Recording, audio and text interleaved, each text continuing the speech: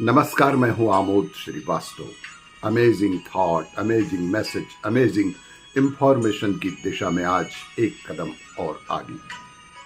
आज के इस जानकारी का विषय है कायस्थों का खाना पीना भाग 2। आपको ये मेरा वीडियो अच्छा लगे तो लाइक करें, शेयर करें और लाल बटन दबाकर सब्सक्राइब अवश्य करें। साथ ही बेल आइकन दबाना बिल्कुल ना भूलें। आज के इस जानकारी का विषय है कायस्थों का खाना पीना भाग 2। कायस्थ हमेशा से खाने पीने के शौकीन रहे हैं, लेकिन ये सब भी उन्होंने एक स्टाइल के साथ किया। आज भी अगर पुराने कायस्थ परिवारों से बात करिए या उन परिवारों से ताल्लुक रखने वालों से बात करिए तो वो बताएंगे कि किस तरह कायस्थों की कोठियों में बेहतरीन खान पान, गीत संगीत और शास्त्रीय सुरों की महफिलें सजा करती थीं। जिस तरह बंगालियों के बारे में माना जाता है कि हर बंगाली घर में आपको अच्छा खाने पीने, गाने और पढ़ने वाले लोग जरूर मिल जाएंगे, कुछ वैसा ही कायस्थों को लेकर कहा जाता रहा है। जिस किताब का जिक्र मैंने आपसे पहली कड़ी में किया उसका नाम है मिसेस एल्सीज टेबल। अनूठी, विशाल ये किताब तमाम ऐसे व्यंजनों की बात करती है जिसका इनोवेशन केवल कायस्थों के किचन में हुआ। मसलन देश में भरवों और तमाम तरह के पराठों का जो अंदाज आप अब खान पान में देखते हैं वो मुगलों की पाकशाला से जरूर निकले, लेकिन उसका असली भारतीकरण कायस्थों ने किया। मुगल जब भारत आए तो उन्हें भारत में जो यहाँ की मूल सब्जियां मिली उसमें करेला, लौकी, तुरई, परवल और बैगन जैसी सब्जियां थीं। उनके मुख्य खानसामा ने करेला और परवल को दस्तरखान के लिए चुना, क्योंकि उन्हें लगा कि ये मुगल बादशाह और उनके परिवार को पसंद आएगी। लेकिन उन्होंने एक काम और किया, इन दोनों सब्जियों के ऊपर चीरा लगाकर उन्होंने इसे अंदर से खाली किया और भुना हुआ मीट, कीमा डालकर इसे तंदूर में पकाया। बेशक ये जायका लाजवाब था, कायस्थों ने इसे अपने तरीके से पकाया। उन्होंने करेला, बैगन, परवल में सौंफ, लौंग, इलायची, अजवाइन, जीरे और धनिया से जैसे मसालों और प्याज का मिश्रण भरकर तैयार किया। कुछ दशक पहले तक किसी और घर में पूरे खड़े मसाले मिले या नहीं मिले, लेकिन कायस्थों के घरों में ये अलग अलग बर्मियों या छोटे डिब्बों में मौजूद सदैव रहते थे। उन्हें हर मसाले की खासियतों का अंदाज था। बात भरवों की हो रही है। खड़े मसालों को प्याज और लहसुन के साथ सिलबट्टे पर पीसा जाता था। बने हुए पेस्ट को कढ़ाई पर भूना जाता था। फिर इसे करेला, बैगन, परवल, आलू, मिर्च आदि में भरकर कढ़ाई में तेल के साथ देर तक फ्राई किया जाता था।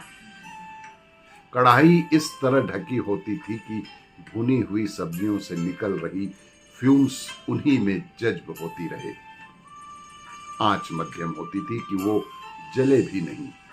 बीच बीच में इतनी मुलायमियत के साथ उस पर कलछुल चलाया जाता था कि हर ओर आंच बराबर लगती रहे और पूरी तरह से सब्जियां पकती रहें। दरअसल देश में पहली बार भरवों की शुरुआत इसी अंदाज में कायस्थों के किचन में ही हुई थी। हर मसाले के अपने चिकित्सकीय मायने भी होते थे।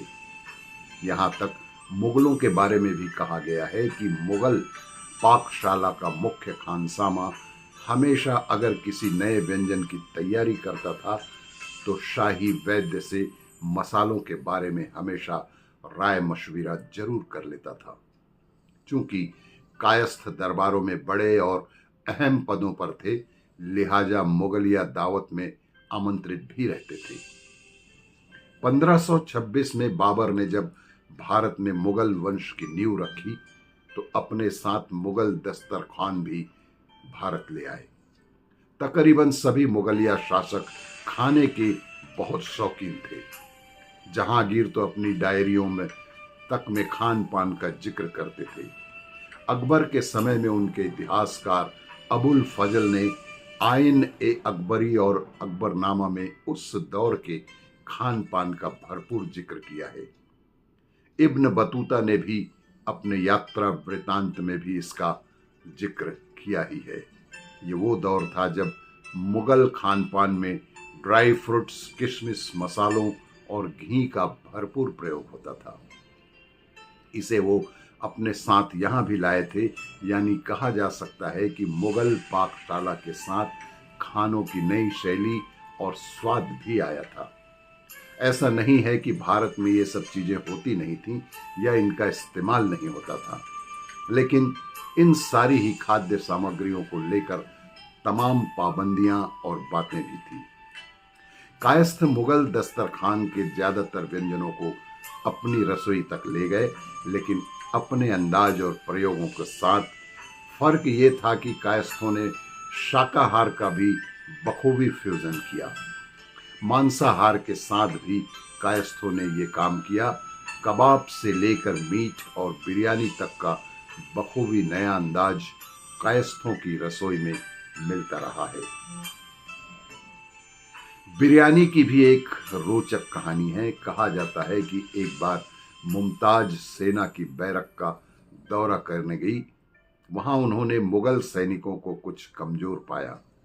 उन्होंने खानसामा से कहा कि ऐसी कोई स्पेशल डिश तैयार करें जो चावल और मीट से मिलकर बनी हो, जिससे पर्याप्त पोषण मिल सके। जो डिश सामने आई वो बिरयानी के रूप में आई थी। बिरयानी में अगर मुगल दस्तरखान ने नए नए प्रयोग किए, तो कायस्थों ने भी बिरयानी के इस रूप को सब्जियों, मसालों के साथ शाकाहारी अंदाज में भी बदल दिया। आपको ये मेरा वीडियो अच्छा लगे तो लाइक करें, शेयर करें और सब्सक्राइब अवश्य करें। धन्यवाद।